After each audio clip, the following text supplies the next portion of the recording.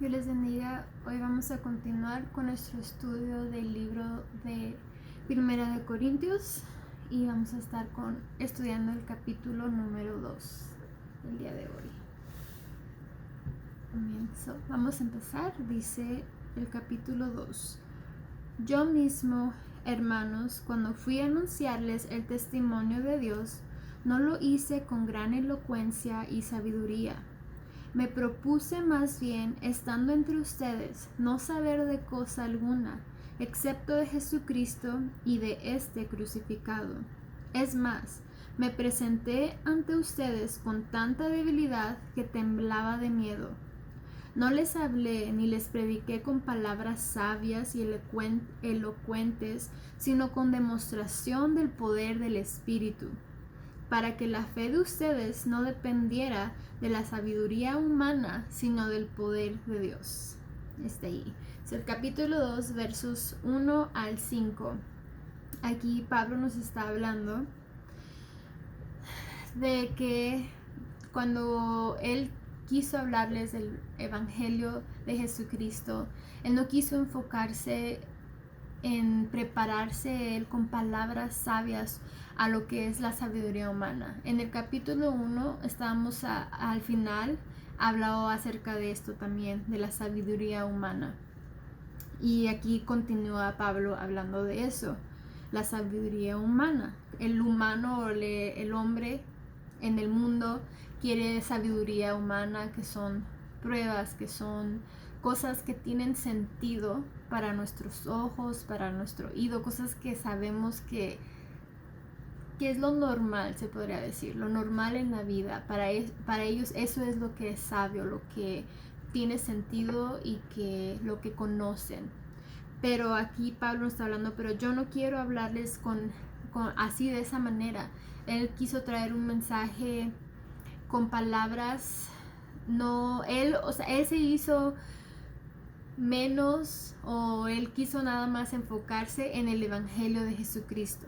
No quiso él enfocarse en que tengo que prepararme y hablar con palabras muy elocuentes, palabras que suenen muy grandes y preparadas. Él no quiso llegar a llevar el Evangelio como si fuera él un gran filósofo, o por ejemplo alguien que viene a tu casa y se prepara para venderte algo. Se preparan de una manera para convencerte, para hacerte ver que necesitas eso que te están vendiendo, pero se preparan con palabras, saben exactamente qué decir para convencerte. Y Pablo él dijo no, él no quería que nosotros nos enfocáramos en cómo él estaba hablando, o que no nos convenciera por su forma de hablar. Por ejemplo, nosotros decir, wow, Pablo habla tan bien, está preparado, tiene tantos estudios, es una gran persona, mira cómo habla y cómo está preparado. Él no quería que nosotros nos enfocáramos en él, sino que nos enfocáramos en el poder de Jesucristo, en el poder de la salvación y el poder del sacrificio que hizo Jesucristo en la cruz. Por eso, si yo solo me enfoco en hablar de Jesucristo, nosotros nos vamos a dar cuenta de qué tan hermoso es lo que Jesucristo hizo por nosotros. Cuando Pablo termina de dar su mensaje, esa era su meta, que nosotros nos diéramos cuenta del poder de la salvación, del poder de Jesucristo, del poder que hay en el mensaje de salvación, y no que nos quedáramos, wow, qué bien predica Pablo, o qué bonito, qué impresionante es Pablo. No, sino que habláramos, que dijéramos, wow, el poder de salvación de Jesucristo, que eso es lo que Él quiere que nos quedemos, que nuestra confianza no esté puesta en el hombre, en lo como él habla o como lo dice, sino en lo que está diciendo, que es el plan de salvación. Eso es lo que estaba hablando aquí él.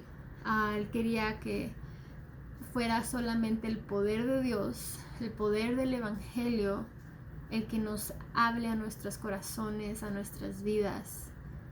Y por eso él se expresa así, nos lo está diciendo. Y eso es una enseñanza para los que predican, los maestros, los que quieren compartir la palabra de Dios, que pongamos nuestro enfoque en el conocimiento de la palabra de Dios y nuestro enfoque en solamente prepararnos nosotros en buscar de Jesucristo.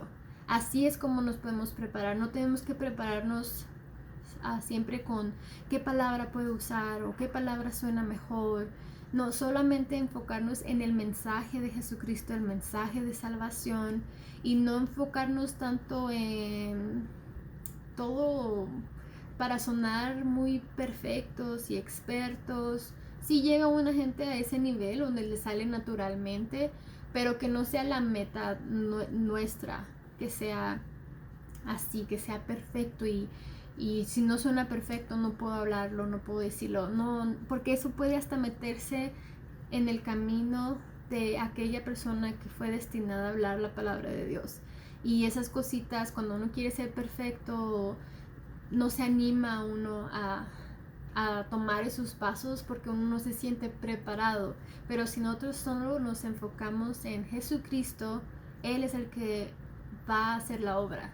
Él va a hacer la obra y el poder de su mensaje, no las palabras que yo use o como lo diga, sino el mensaje de salvación. Ese es el que tiene el poder.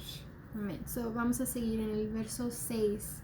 En cambio, hablamos con sabiduría entre los que han alcanzado madurez, pero no con la sabiduría de este mundo, ni con la de sus gobernantes, los cuales terminarán en nada. Más bien exponemos el misterio de la sabiduría de Dios, una sabiduría que ha estado escondida y que Dios había destinado para nuestra gloria desde la eternidad. Ninguno de los gobernantes de este mundo la entendió, porque de haberla entendido no habrían crucificado al Señor de la gloria. Sin embargo, como está escrito, ningún ojo ha visto, ningún oído ha escuchado, ninguna mente humana ha concebido lo que Dios ha preparado para quienes lo aman. Ahora bien, Dios nos ha revelado esto por medio de su Espíritu, pues el Espíritu lo examina todo, hasta las profundidades de Dios. En efecto, ¿quién conoce los pensamientos del ser humano sino su propio Espíritu que está en él? Asimismo, nadie conoce los pensamientos de Dios sino el Espíritu de Dios. Nosotros no hemos recibido el Espíritu del mundo, sino el Espíritu que procede de Dios, para que entendamos lo que por su gracia Él nos ha concedido. Esto es precisamente de lo que hablamos, no con las palabras que enseña la sabiduría humana, sino con las que enseña el Espíritu, de modo que expresamos verdades espirituales en términos espirituales. El que no tiene el Espíritu no acepta lo que procede del Espíritu de Dios, pues para él es locura. No puede entenderlo porque hay que discernirlo espiritualmente. En cambio, el que es espiritual lo juzga todo, aunque él mismo no está sujeto al juicio de nadie, porque quien ha conocido la mente del Señor para que pueda instruirlo, nosotros por nuestra parte tenemos la mente de Cristo. Amén. O sea, aquí ahora Pablo nos muestra lo que es la sabiduría de Dios, que sí hay sabiduría de Dios. No es igual que la sabiduría del mundo, pero hay sabiduría. Dice, en cambio hablamos con sabiduría entre los que han alcanzado madurez. No es sabiduría humana, no es la sabiduría del mundo, ni con la de los gobernantes, pero es la sabiduría de Dios. Y esta sabiduría es revelada a nosotros por medio del Espíritu de Dios. Los gobernantes no tenían la sabiduría de Dios. Los que crucificaron a Jesucristo no pudieron ellos ver lo que las palabras de Jesús revelaban, el poder de Dios, Él viene de Dios. No lo pudieron ellos ver, que Jesucristo traía un mensaje para ellos. A lo mejor lo crucificaron sin ellos poder ver lo que Jesucristo estaba hablando y lo que Jesucristo estaba anunciando. Pero ahora Jesucristo, este mensaje de salvación, nos revela lo que Jesucristo siempre ha tenido para nuestras vidas, que es su salvación, que nos regala su salvación y en Él podemos tener vida eterna. Y esto es revelado por medio de su Espíritu. Hay mucha gente que no entiende por qué es que adoramos a Dios, por qué cantan cantos espirituales, por qué oran, por qué van a la iglesia, por qué leen la Biblia. Mucha gente no entiende y se les hace una locura lo que leemos y no lo van a entender si solamente quieren ellos la sabiduría humana, lo que es lo normal, lo común para ellos. Ellos prefieren enfocarse en trabajar, en estudiar, en todo eso que tiene sentido para ellos, y no alcanzan ellos a ver no alcanzan ellos a ver la importancia de la salvación que Jesucristo nos da y porque es tan hermosa la salvación que Jesucristo nos da, y los únicos que pueden alcanzar a verlo son los que son espirituales. Si dice en el 14, el que no tiene el Espíritu no acepta lo que procede del Espíritu de Dios, pues para él es locura, no puede entenderlo, porque hay que discernirlo espiritualmente. Aquellos que no entienden todo lo que nosotros hablamos, lo que hacemos para nuestras vidas espirituales, no lo entienden, no lo captan, si se les hace de locura, no saben por qué hacemos lo que hacemos, por qué vivimos la vida como la vivimos, y es porque necesitamos el Espíritu de Dios. El Espíritu de Dios es el que nos revela todo esto, el que nos hace entender lo hermoso, lo maravilloso que fue el sacrificio de Jesucristo en la cruz por nosotros, y que nos hace vivir una vida agradecida, una vida donde nos enamoramos de Dios, donde lo conocemos por lo que Él ha hecho en nuestras vidas. Mucha gente no lo capta, no lo entiende, y es porque nada más se enfoca en ellos, no quieren abrir su vida espiritual, nomás quieren ellos lo que es para el hombre, lo carnal. Eso es lo único en lo que se enfocan. En el mensaje de salvación hay poder para que estas personas puedan a ellos también se les pueda revelar lo hermoso y el poder que hay en Jesucristo, en su sacrificio. También quiero hablar acerca de el verso 15 que dice: en cambio, el que es espiritual lo juzga todo, aunque él mismo no está sujeto al juicio de nadie. Porque ¿quién ha conocido la mente del Señor para que pueda instruirlo? Nosotros por nuestra parte tenemos la mente de Cristo. Primero hablábamos del que no tiene el Espíritu, no acepta lo que procede del Espíritu de Dios. Pero en el 15 hablamos acerca de el que es espiritual, lo juzga todo.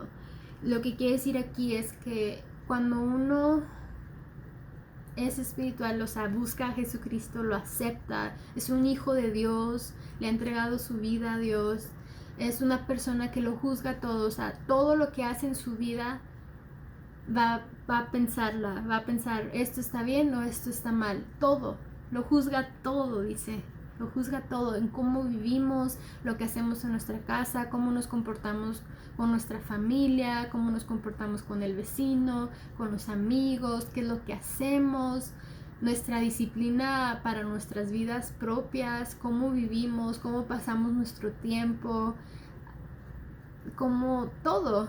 Estamos haciendo cosas que son buenas para nosotras, esto le agrada a Dios, esto no le agrada a Dios, y alguien que es espiritual va a tomar el paso que le agrada a Dios. Y eso es lo que quiere decir aquí, el que es espiritual lo juzga todo, y dice, aunque él mismo no está sujeto al juicio de nadie, porque ¿quién ha conocido la mente del Señor para que pueda instruirlo? Nosotros por nuestra parte tenemos la mente de Cristo. Si hay alguien que es espiritual, que de verdad tú enfocas tu vida en que yo quiero hacer lo que le agrada a Dios, y todavía puede venir gente que te quiere juzgar y te quiere criticar, pero si tú sabes que lo estás haciendo, estás viviendo tu vida espiritualmente, viviendo una vida, quieres agradar a Dios y tienes la mente de Cristo, entonces no importa si alguien viene y te dice que está mal lo que estás haciendo, porque esa persona no no está pensando espiritualmente. ¿Cómo va a entender lo que es espiritual? Ya habíamos hablado de eso, no entienden lo que es espiritual. Pero si nosotros solo nos enfocamos en Jesucristo, en Él, en buscarlo a Él, en vivir una vida que le agrada a Él, no puede la gente decirte que está mal lo que estás haciendo, porque ellos no entienden que eso es lo que tú estás haciendo, es lo que le agrada a Dios.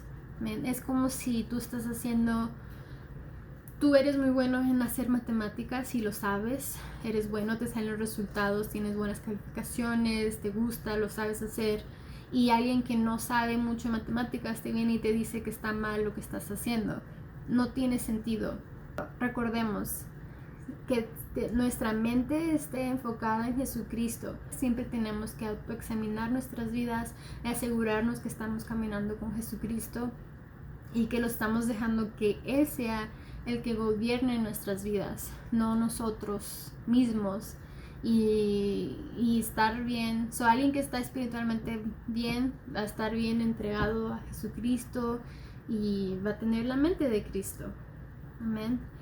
Asegurémonos de eso, enfocarnos en Jesucristo, caminar con Él y Él nos va a guiar y Él nos va a ayudar, y todo lo que Dios nos dice lo vamos a hacer con amor y de corazón para servirlo a Él. Este es el capítulo 2 de Corintios y vamos a seguir orando para que Dios nos siga ayudando a aprender de su palabra, conocerlo más, y nos vemos mañana. Dios les bendiga.